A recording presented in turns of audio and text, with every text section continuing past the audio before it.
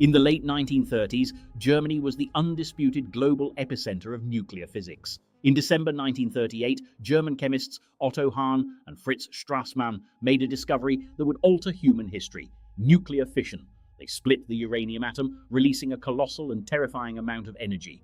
Recognizing the military potential, the German War Office established the Uranverein, the Uranium Club, in September 1939. Led by Werner Heisenberg, Germany possessed a massive head start, years before the United States launched the Manhattan Project. But in our timeline, Hitler was obsessed with immediate tactical victories, dismissing nuclear physics as Jewish science and refusing to allocate resources, prioritizing rockets and conventional weapons instead.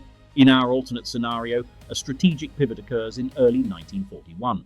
Albert Speer convinces Hitler that a single superweapon is the only path to absolute global dominance. Hitler designates the nuclear program as a top priority imperial project, granting Heisenberg unlimited funding and industrial priority. Rather than dispersing research across competing academic institutes, Germany centralizes its entire nuclear program into a secret underground complex in the Harz Mountains. The race for the German atomic bomb officially begins, backed by the industrial weight of occupied Europe.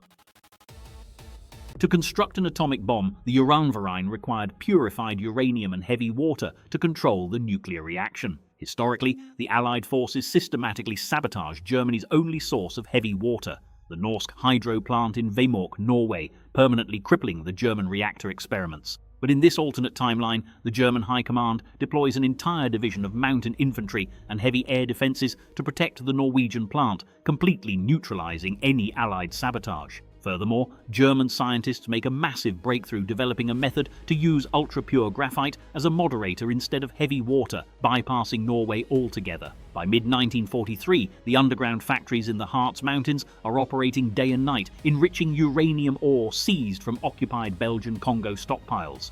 Under the tight security of the SS, Heisenberg constructs a massive experimental reactor inside a secure bunker in Haigerloch.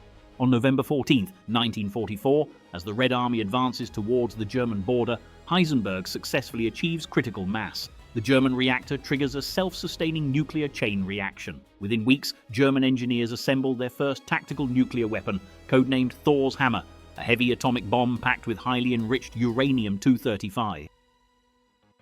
By early 1945, the military situation for Nazi Germany is completely desperate.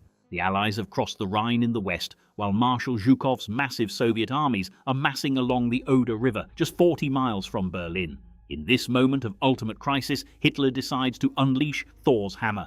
The primary objective is to utterly destroy the Red Army's spearheads, shattering Soviet morale and forcing a strategic pause. On March 15, 1945, a specially modified Heinkel He-177 bomber, escorted by revolutionary Me-262 jet fighters, takes off carrying the single German atomic weapon.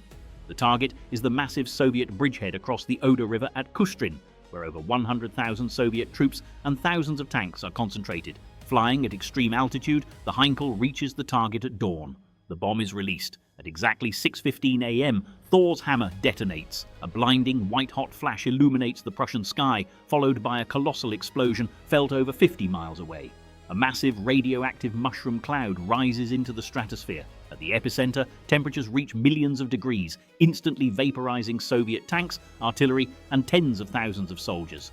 The entire Soviet Kustrin bridgehead is instantly wiped off the map, throwing the Soviet offensive into absolute terrifying. In May 1945, the nuclear standoff reaches its terrifying climax. Refusing to yield to Hitler's blackmail, the Allies launch a massive coordinated offensive. The US Army's elite top-secret ALSOS mission, a specialized paramilitary force of scientists and intelligence officers, races behind enemy lines, desperate to capture Heisenberg's laboratory and seize Germany's remaining atomic material. In a final act of desperation, Hitler orders his second atomic bomb loaded onto a modified V-2 rocket aimed at London. But as the rocket is prepared, British Spitfires launch a daring, low-level strafing run, destroying the rocket on its pad. Meanwhile, the United States officially enters the nuclear arena.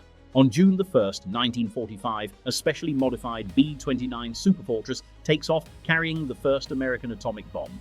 It is dropped on the industrial center of Essen in the Ruhr Valley, utterly destroying Germany's main steel plants. 2 days later, a second American bomb is dropped on Munich. Confronted with the limitless industrial capacity of the United States, the German High Command finally rebels. Led by General Beck and Albert Speer, a military coup overthrows the fanatical Nazi regime.